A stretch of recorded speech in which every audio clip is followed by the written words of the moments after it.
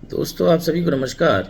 जैसा कि आप सभी जानते होंगे, आज एक राष्ट्र कवि अयोध्या सिंह उपाध्याय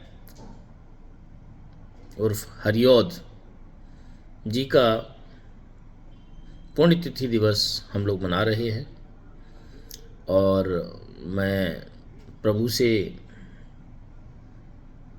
निवेदन करता हूँ, प्रार्थना करता हूँ कि उस महान कवि वो जहाँ भी हों, जैसे भी हों,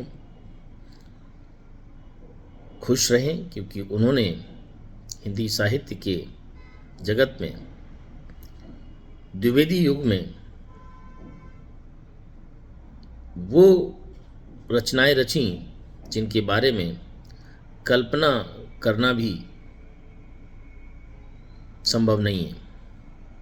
तो आइए उन्हीं के द्वारा लिखी हुई चंद लाइनें गुनगुनाते हैं और कवि अयोध्या सिंह उपाध्याय उर्फ हरिऔध को याद करते हैं। ज्यों निकलकर बादलों की गोद से, ज्यों निकलकर बादलों की गोद से, थी अभी एक बूंद कुछ आगे बढ़ी। ज्यों निकलकर बादलों की गोद से, थी अभी एक बूंद कुछ आगे बढ़ी। सोचने फिर यही जी में लगी, सोचने फिर यही जी में लगी। आह क्यों मैं घर छोड़कर मैं यूं खड़ी, आह क्यों घर छोड़कर मैं यूं खड़ी। दैव मेरे भाग्य में है क्या बता, दैव मेरे भाग्य में है क्या बता। मैं बचूंगी या मिलूंगी धूल में, मैं बचूंगी या मिलूंगी धूल में। या जलूंगी गिर अंगारे पर किसी, चू पड़ूंगी या कमल के फूल में, चू पड़ूंगी या कमल के फूल में।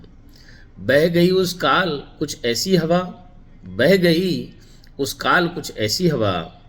बह समुंदर की ओर आई अनमनी, बह गई उस काल कुछ ऐसी हवा। बह समुंदर की ओर आई अनमनी। एक समुंदर सीप का मुंह था खुला, एक समुंदर सीप का था मुंह खुला।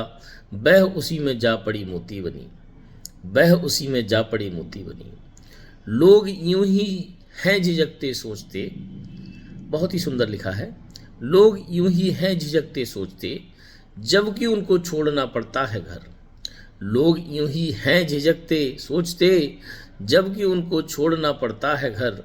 किंतु घर का छोड़ना अक्सर उन्हें, किंतु घर का छोड़ना अक्सर उन्हें बूंद लो कुछ और ही देता है कर। किंतु घर का छोड़ना अक्सर उन्हें बूंद लो कुछ और ही कर देता है कर, बूंद लो कुछ और ही देता है कर। ऐसे थे हमारे अयोध्या सिंह उपाध्याय उर्फ हरिऔध जी। उनके व्यक्तित्व के बारे में जितना वर्णन किया जाए उतना कम है। उन्होंने एक महान कवि, एक महान लेखक को अपनी रचनाओं द्वारा अपने नाम को साकार किया। तो हम ऐसे महान कवि को अपनी भावभीनी श्रद्धांजलि अर्पित करते हैं और उम्मीद करते हैं कि इनकी रचनाएं अनंत काल तक इस तरह से हम लोग गुनगुनाते रहेंगे और हिंदी साहित्य को एक नया मार्गदर्शन इनकी रचनाओं से मिलता रहेगा। मैं शिव शर्मा इन्हीं शब्दों के साथ अपनी वाणी को विराम देता हूँ। धन्यवाद।